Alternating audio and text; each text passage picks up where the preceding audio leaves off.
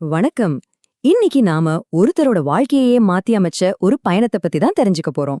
என்னால இது முடியவே முடியாதுன்னு நினைச்ச ஒருத்தர் எப்படி ஒரு நம்ப முடியாத மாற்றத்தை சந்திச்சாங்கன்னு பார்க்கலாம்.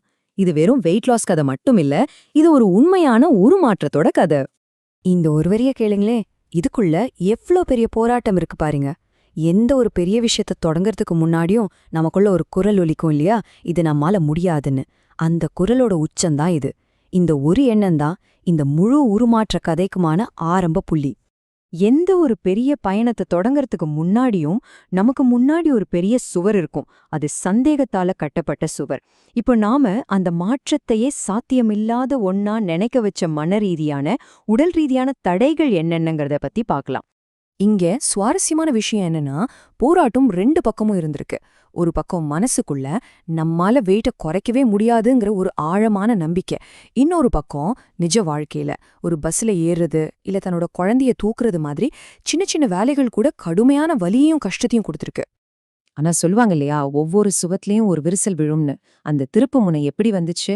அந்த சந்தேக மேகமெல்லாம் விலகி மாற்றத்துக்கான முதல் அடிய எப்படி எடுத்து வச்சாங்க? வாங்க பார்க்கலாம். ஆமாங்க, வெறும் 7 நாட்கள் தான். ஒரு பெரிய வித்தியாசத்தை உணர்றதுக்கு அவங்களுக்கு தேவைப்பட்டது இந்த ஒரு வாரம் மட்டும்தான். இந்த சின்ன சின்ன வெற்றிகள் தான் ஒரு பெரிய பாசிட்டிவ் சங்கிலிய உருவாக்குச்சு.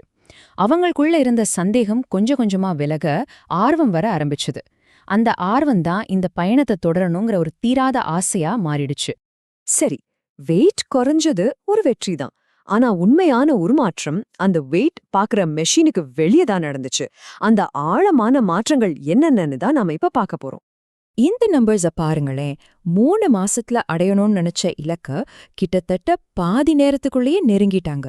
இது வெறும் எடை குறைப்பு இல்ல, இது தன்னம்பிக்கைக்கு கிடைச்ச ஒரு மிகப்பெரிய வெற்றி. எண்களையெல்லாம் தாண்டி இந்த ஒரு வரி எவ்ளோ ஆழமான மாற்றத்தை சொல்லுது பாருங்க. உணவு மேல இருந்த அவங்களோட பார்வையே முழுசா மாறியிருக்கு. யோசிச்சு பாருங்க, ஒரு ஆப்பிள் எவ்ளோ இனிப்பா இருக்குங்கிறத முதல் முறையா உணர்றது எவ்ளோ அற்புதமான தருணமா இருந்திருக்கும். அப்போ நீங்க புரிஞ்சுக்க வேண்டிய விஷயம் இதுதான். இந்த மாற்றம் வெறும் எடைய மட்டும் மாத்தல. அவங்க ஃப்ரெண்ட்ஸ் எல்லாம் முகத்துல ஒரு புது பொலிவு வந்திருக்கிறத கவனிச்சிருக்காங்க. சக்கரை போட்ட காஃபி குடிக்கணுங்கிற ஆசையே போயிருச்சு. டெய்லி செய்யற வேலைகள் எல்லாம் ரொம்ப சுலபமா மாறிடுச்சு. மொத்தத்துல இது ஒரு முழுமையான வாழ்க்கை முறை மாற்றம். சரி, இவ்ளோ பெரிய மாற்றம் எப்படி சாத்தியமாச்சு? இதுக்கு பின்னாடி ஏதோ தற்காலிகமான டயட் இல்ல, ஒரு சக்தி வாய்ந்த தத்துவம் இருக்கு. அந்த வெற்றியோட ரகசியம் என்னன்னு பாப்போமா? இந்த அணுகுமுறை ரொம்ப தெளிவா சொல்லுது. இதோட நோக்கம் கொஞ்ச நாளைக்கு சாப்பாட்டை கட்டுப்படுத்துறதோ இல்ல பட்னி கிடக்கிறதோ கிடையாது. அதுக்கு பதிலா வாழ்க்கை முழுசும் நம்ம கூடவே வர்ற மாதிரி நல்ல பழக்கங்களை உருவாக்குறது தான். அப்போதான் ஆரோக்கியமான வாழ்க்கை நிலையானதா இருக்கும். இதோட அர்த்தம் என்னன்னா, இன்னைக்கு நாம நம்ம உடம்புக்காக எடுக்கிற இந்த சின்ன சின்ன முடிவுகள் நமக்கு வயசான பிறகு வர பல நோய்கள்ல இருந்து நம்மள பாதுகாக்கும். இது நம்ம எதிர்காலத்துக்காக நாம செய்யற ஒரு முதலீடு மாதிரி. இந்த வெற்றிய ஒரு முடிவா பார்க்காம இன்னும் பெரிய இலக்குகளை நோக்கிய ஒரு புதிய அத்தியாயத்தோட தொடக்கமா பார்க்கலாம். இங்க பாருங்க, ஆரம்பத்துல கிடைச்ச வெற்றியால வந்த தன்னம்பிக்கையில இப்ப அவங்களோட அடுத்த இலக்கு 75 கிலோ. இதுவே அவங்களோட மன உறுதியும் தன்னம்பிக்கையும் எவ்ளோ வளர்ந்திருக்குங்கிறதுக்கு ஒரு பெரிய சாட்சி.